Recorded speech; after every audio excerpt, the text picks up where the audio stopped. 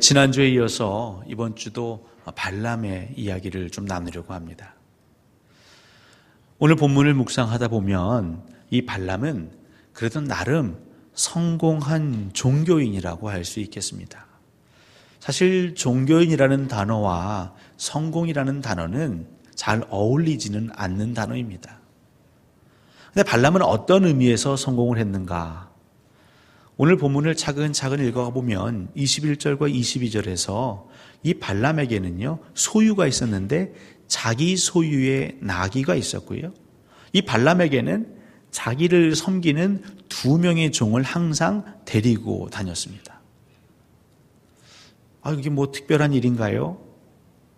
제가 봤을 때는 특별합니다.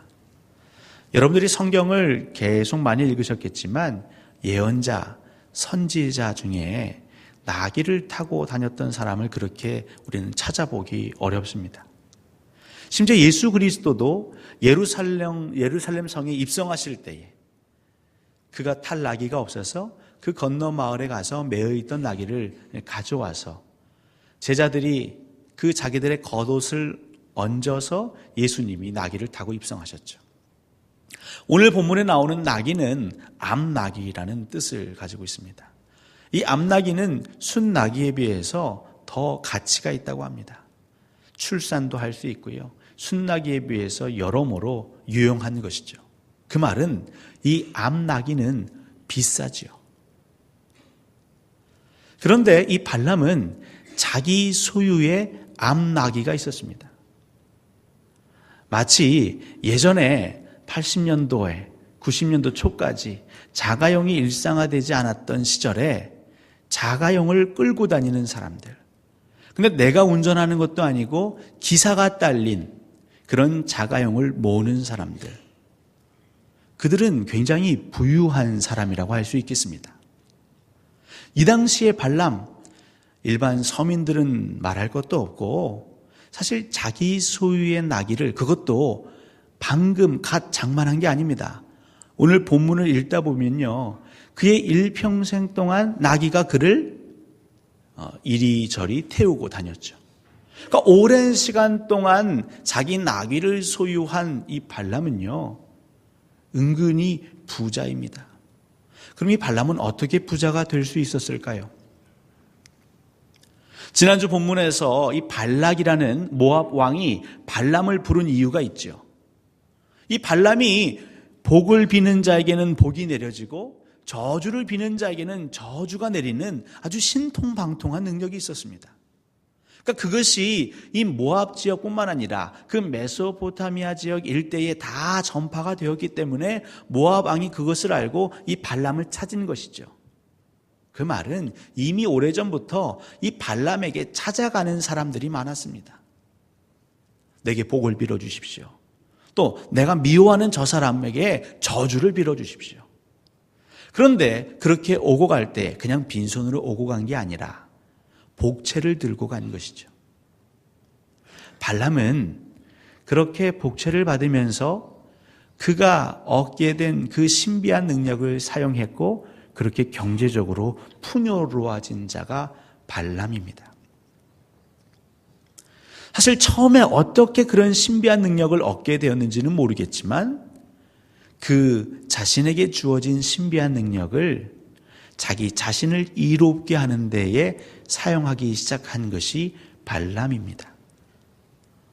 그래서 자기 나귀에 자기 안장을 얹고 가는 것이 너무나 자연스러운, 어색하지 않은, 오히려 그 편안함이 사라져버리면 불편함을 호소할 정도로 풍요로움에 익숙해진 것이 발람입니다. 이 발람의 삶 속에서 보면요, 안타까운 것이 한두 개가 아닙니다. 풍요에 젖어가면서 그 부와 물질에 젖어가면서 이 발람이 변하기 시작했습니다. 저는 오늘 여러분들과 이 발람이 어떻게 변했고 어떤 안타까운 삶을 살았는지를 살펴보길 원하는데요. 첫 번째, 이 발람은요, 은혜를 모르는 삶을 살기 시작합니다. 저와 여러분들이 오늘 이 순간까지, 이곳까지 오게 된 데에는 다 나 자신의 공으로만 이루어지지 않았습니다. 아주 어렸을 때는 부모님의 보살핌과 헌신이 있었고요.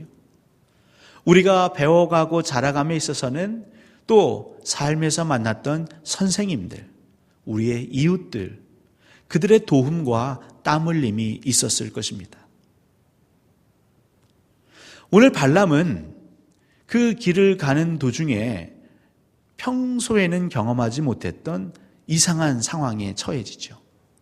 한 번도 그런 적이 없던 나귀가 갑자기 가던 길에서 벗어나 밭으로 발걸음을 돌립니다. 그래서 아무리 채찍질을 해도 오히려 뒷걸음질 치다가 양옆이 담이 있는 포도원에 가고 더 좁은 골목으로만 갑니다. 심지어 그 담에 그 나귀를 타고 있던 발람의 발을 자꾸 비비면서 발람의 발에 상처가 났습니다. 화가 머리끝까지 났습니다. 그래서 더 매질을 하는데 웬일입니까? 이젠 아예 그 나귀가 그냥 땅에 엎드리는 것이죠. 갈 생각을 안 합니다. 그래서 그가 가지고 있던 지팡이로 나귀를 매우 때리치고 있습니다.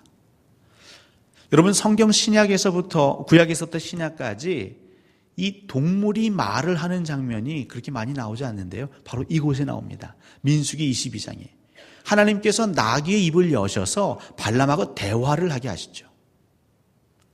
그렇게 막고 있던 나귀가 입을 열어 얘기합니다. 아니 주인님, 저를 자꾸 왜 때리십니까? 왜 저를 3번이나 때리십니까? 제가 무슨 잘못을 했다고요?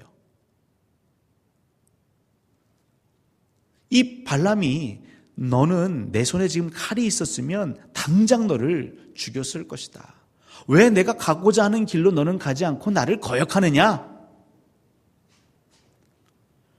지금 여러분 이 장면에서 우리는 무엇을 봐야 하냐면 사실 나귀가 발람이 가고자 하는 길을 거역하는 그 모습이 문제가 아니라 사실은요, 이 발람이 하나님께서 그를 이끌고 가고자 하는 그 길로 가지 않는 그 반역, 그 거역을 보셔야 합니다. 오늘 본문을 보시면 20절에서는요, 그 밤에 이 발람이 다시 여호와께 나아가 묻지요. 하나님, 제가 이 발락의 사람들과 같이 올라가는 게 옳습니까? 더 저에게 하실 말씀이 없으십니까? 그러니까 하나님께서 만약 그들이 너와 함께 가기를 원한다면 그들과 함께 가라, 이렇게 말씀하셨습니다. 이 발람은 하나님께서 함께 가라 하셨으니까 그럼 저 갑니다 하고 그 길을 떠난 것이죠. 그런데 바로 21절, 22절을 계속 읽어보시면요, 하나님께서 그 발람의 행동을 보시고 진노하셨다. 발람의 길이 여호와 보시기에 사악하더라 라고 말씀하십니다. 한국 사람 말만 끝까지 들어야 되는 게 아니고요, 사실 하나님의 말씀도 우리가 매우 깨어 있어 그 말씀을 들어야 합니다. 오늘 민수기 22장을 꾹 읽다 보면 사실 하나님께서는 지난주에 살폈던 12절 말씀, 너는 그들과 함께 가지 말라, 너는 이스라엘 백성들을 저주하지 말라, 그들은 이미 복을 받은 자니라, 이것이 하나님의 분명한 뜻이었습니다. 아니 그러면 20절에 얘기한 건 하나님이 얘기하신 게 아닙니까? 아니요, 하나님이 얘기하신 건 맞는데 이 20절의 말씀은요, 이 발람을 테스트하기 위함입니다. 발람 안에 정말 어떤 마음이 있는지, 하나님의 말씀을 따르고자 하는지, 아니면 이 모압 사람들이 가지고 온 그 많은 복채와 더불어서 모압 왕이 보낸 그 높은 신하와 관료들의 매료가 되어서 이 발람 안에 그 풍요로움을 사모하는 그 갈등으로 그가 선택할 것인지 하나님은 보기 원하셨던 것이죠. 근데 안타깝게도 발람은 하나님의 말씀을 선택한 것이 아니라 자기의 탐욕, 자기의 희망을 선택하고 있습니다. 그런데 이 나귀는 이 길로 계속 가면 이 주인이 죽게 되었기 때문에 어떻게 했냐면 그 길을 피한 것밖에 없습니다. 주인을 살리려고, 주인이 상하지 않게 하려고 그는 나름 최선을 다했습니다. 그런데 발람은 그를 때리고 나무랍니다. 너는 왜 내 말을 듣지 않느냐? 나중에 나귀가 입을 열어 말하죠. 원통합니다. 주인님 이러실 수가 있습니까? 제가 주인님을 평생 동안 모셨는데 제가 이렇게 주인님의 말을 듣지 않은 적이 한 번이라도 있었던가요? 발람이 말하죠. 아니, 없었지. 아니, 그렇다면 제가 이렇게 이상한 행동을 하는 데에는 무슨 이유가 있지 않을까요? 왜 그것은 헤아리지 않으시면서 저만 나무라십니까? 발람은요, 자기도 모르는 사이에 성공의 길을 가다 보니까요, 자기 자신밖에는 보이지 않는 것이죠. 남들이 그동안 희생하고 눈물 지으는 그 삶이 보이지 않습니다. 지금 이 순간에도 나귀가 그를 위해 희생하고 있고, 지금 이 순간에도 2명의 종이 자신을 위해 희생하고 있음을 그는 깨닫지 못하고 있습니다. 독단적으로 살아가는 발람, 은혜를 모르는 발람, 누군가의 눈물과 희생을 헤아리지 못하는 삶을 발람은 살아가고 있습니다. 여러분들에게 말씀드리고 싶은 것은 바로 이런 발람을 위해, 은혜를 모르고 은혜를 잊고 살아가는 이들을 위해 하나님은 예수 그리스도를 보내셨습니다. 자, 발람은 왜 이렇게 어리석게 행동을 할 수밖에 없었을까요? 나귀는 알고 있는데 왜 발람은 모르고 있었을까요? 두 번째 안타까운 건 뭐냐면요, 이 발람의 영적 무지입니다. 영적인 어리석음입니다. 영적인 교만입니다. 인간은 만물의 영장이라고 해서 사실 알게 모르게 우리 안에 싹트고 있는 마음이 있습니다. 그것은 내가 최고다. 내가 지금까지 선택한 나의 삶, 그 삶이 최고다. 내 방식이 최고다. 한낱 나귀 네가 보면 무엇을 보겠느냐. 근데 오늘 본문에서는요, 정반대의 상황이 벌어지고 있죠. 나귀는 무엇을 보고 있습니까? 이 발람의 길에 막고 가로막고 서 있는 여호와의 사자를 보고 있습니다. 나귀는 동물이지만, 말 못하는 사람이 아니지만 이 나귀는요, 하나님을 보고 있습니다. 하나님의 섭리를 보고 있습니다. 하나님의 뜻을 보고 있습니다. 하나님의 심판을 보고 있습니다. 근데 나름 종교인이라고 하는, 나름 예언자라고 하는 이 발람은요, 그 하나님을 보지 못하고 있습니다. 오늘 본문이 우리에게 말씀하시는 것은 굉장히 의미가 있습니다. 하나님을 믿는다라고, 하나님을 경배한다고, 하나님을 모시고 섬긴다고 말하는 우리들 가운데에 발람의 그 실수를 반복하는 자들이 매우 많다는 것이죠. 심지어는요, 하나님을 알지 못하는 자들이 하나님을 볼 수 있습니다. 하나님을 믿지 않는 자들이 하나님의 심판을 볼 수 있습니다. 하나님의 뜻을 볼 수 있습니다. 그런데 하나님께 예배한다고 하는 저와 여러분들이 때로는 영적인 장님이 되어서 하나님을 보지 못할 수 있습니다. 그런데 우리는 그것마저도 못 느끼죠. 내가 무지하다고, 내가 하나님을 보지 못하고 있다고, 내가 하나님의 음성을 듣지 못하고 있다는 걸 인정하지 않습니다. 그래서 모든 행동을 해도 타당합니다. 내가 나귀를 때리는 것 아무 문제가 없습니다. 근데 나귀는요, 하나님을 보았고 하나님의 뜻을 보았기 때문에 그는 주저하고 있는데, 하나님의 말씀에 반응하고 있는 그 나귀를 하나님의 사람이라고 하는 발람이 때리고 있는 것이죠. 이 얼마나 안타까운 일입니까? 이 모습은 예수 그리스도를 믿는 저와 여러분들이 얼마든지 행할 수 있는 오류입니다. 하나님의 말씀에 순종하고 그 하나님의 말씀에 반응하여 살아가는 자들을 목사가 영적으로 어두워서 그를 핍박하고 탄압할 수 있는 것이죠. 우리 성도들끼리 하나님의 뜻에 순종하는 작은 자, 연약한 자. 하지만 그에게 볼품이 없다고, 그는 자랑할 것이 없다고, 그는 우리보다 직분이 낮다고 여러 가지 이유를 들어서 무시하고 그에게 아무렇지도 않게 폭력을 행하는 안타까움을 행할 수 있는 것입니다.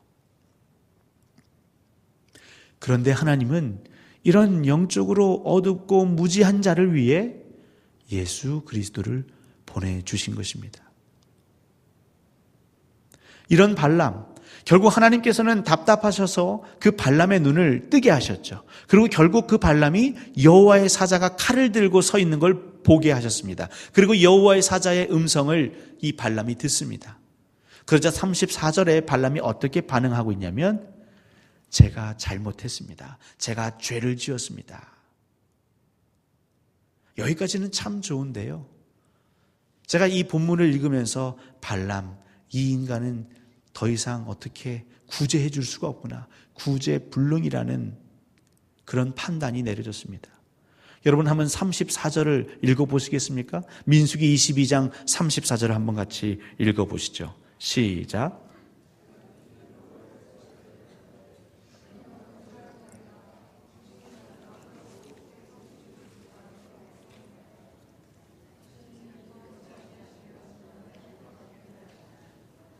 예. 이 형식을 보면 그는 회개하고 사죄하고 있는 것 같습니다. 근데 여러분, 이 말 속에서 진정한 회개가 느껴지십니까? 제가 범죄하였나이다. 여호와의 사자가 길에 서 있는지 제가 알지 못하였습니다. 여기까지는 그런 대로 괜찮은 것 같습니다. 그런데 당신이 이를 기뻐하지 아니하시면 나는 돌아가겠나이다. 여러분, 이게 무슨 말입니까? 당신이 지금 제가 이 가고 있는 이 길, 이 행동을 기뻐하지 아니하시면 저는 돌아가겠습니다.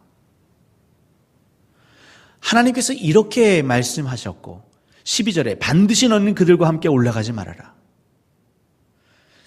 이스라엘 백성들을 저주하지도 말고 그들에게 어떤 해도 선포하지 말아라. 그들은 이미 복을 받은 자이니라. 그들은 이미 내가 함께하고 있는 백성이니라 선포하셨고요. 그래도 어리석게 깨닫지 못하고 그 길을 가는 발람에게 여호와의 사자가 나타나셔서 칼을 들고 서 있었지 않습니까? 그 나귀가 말을 하는 일을 경험하고요. 가고자 했던 그 길이 엉뚱하게 방해를 받고요. 이 모든 것은 분명한 사인이죠. 하나님께서 이 길을 원치 아니하신다는 사인입니다.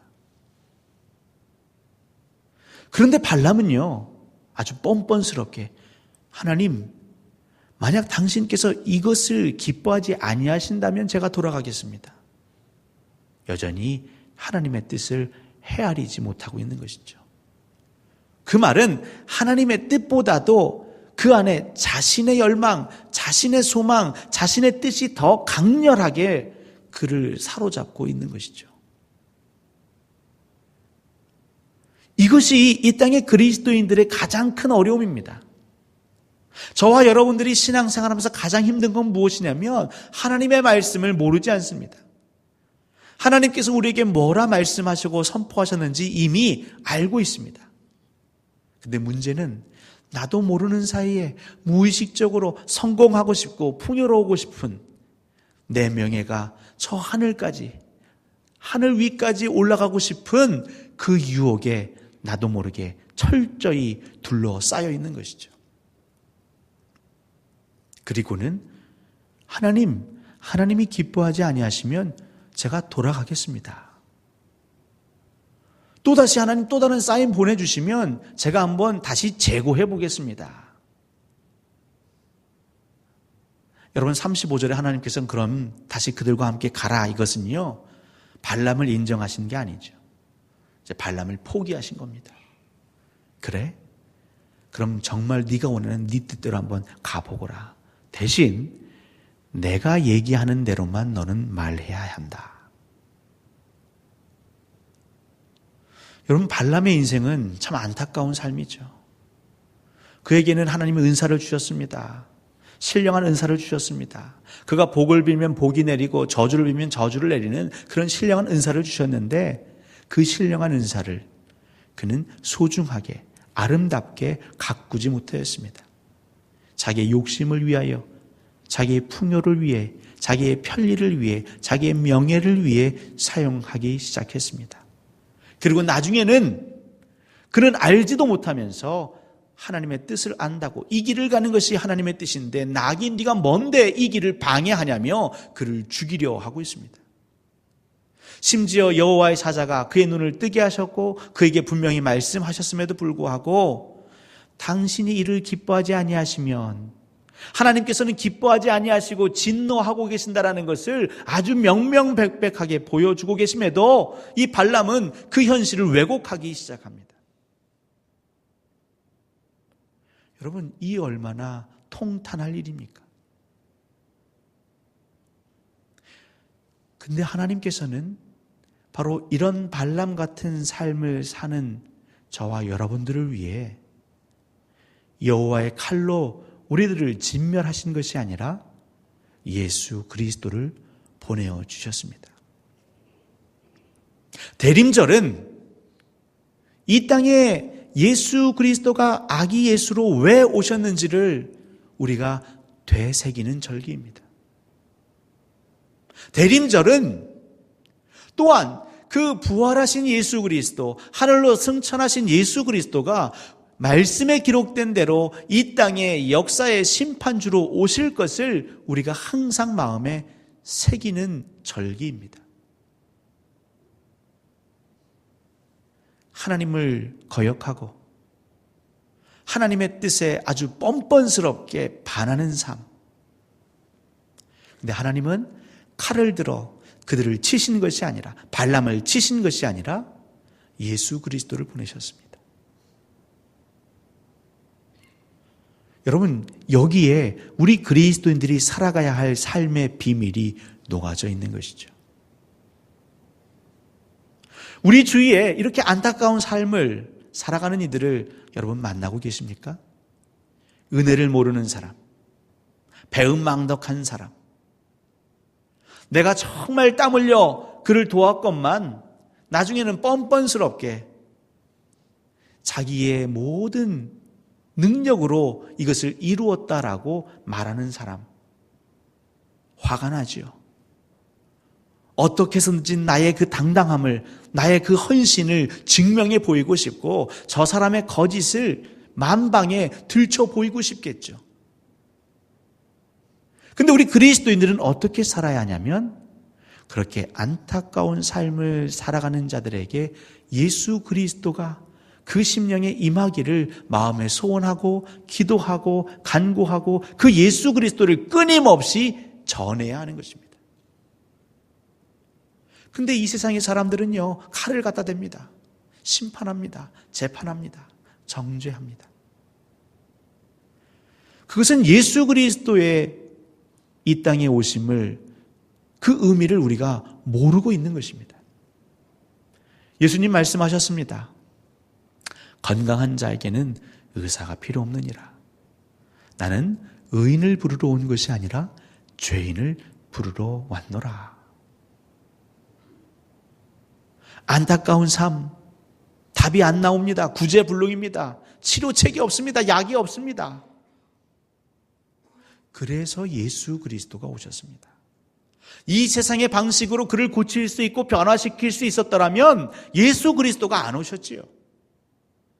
아브라함과 모세와 수많은 선지자들로도 그들의 그 죄악이 변화되고 바뀔 수 있었다면 예수 그리스도가 안 오셨겠지요. 사랑하는 성도 여러분, 그 정도로 우리의 죄는요, 구제불능입니다. 심지어 발람처럼 예수 그리스도를 안다고, 하나님을 안다고 말할 때에도 우리는 영적 무지에 갇혀서 하나님의 뜻대로 행하는 자들을 힐난하고 비난하고 정죄하고 그들을 핍박할 때가 있습니다. 또 명명백백하게 하나님께서 그 기뻐하시는 뜻을 우리에게 보이셨음에도 불구하고 내가 정말 원하는 내 심령, 내 무의식에 사무쳐져 있는 나의 한을 풀기 위해서 그 말씀을 보고도 못 본 척할 때가 얼마나 많습니까?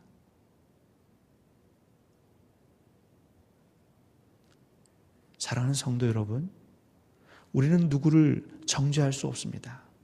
아니요, 그리스도인들은 그를 정죄하기 이전에 그에게 예수 그리스도를 전하기 위해 우리는 온 혼신의 힘을 다해야 할 것입니다. 그것이 이 성탄, 특별히 이 대림절 절기의 의미인 것입니다. 우리 주변에 안타까운 사람들이 보이십니까? 물론 마음으로는 힘들고 괴로우시겠지만 그것은 하나님께서 여러분들에게 보이신 사명입니다. 나귀는 보았습니다. 여호와의 사자를 보았기 때문에, 하나님의 뜻을 보았기 때문에 그는 반응한 것이죠. 발람의 어리석음을 보았습니다.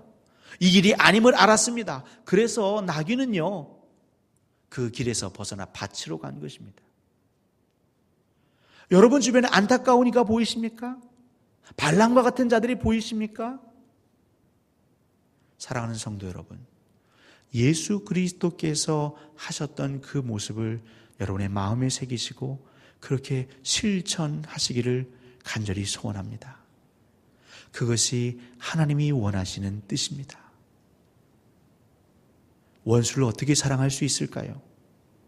우리는 어떻게 용서할 수 있을까요? 분명 하나님은 용서하라 하셨고 사랑하라 하셨는데 우리는 그것이 하나님의 뜻인지도 알지만 마지막 34절 발람의 고백처럼 하나님께서 이것을 기뻐하지 아니하신다면 제가 돌아가겠습니다 라는 식으로 핑계하고 있죠.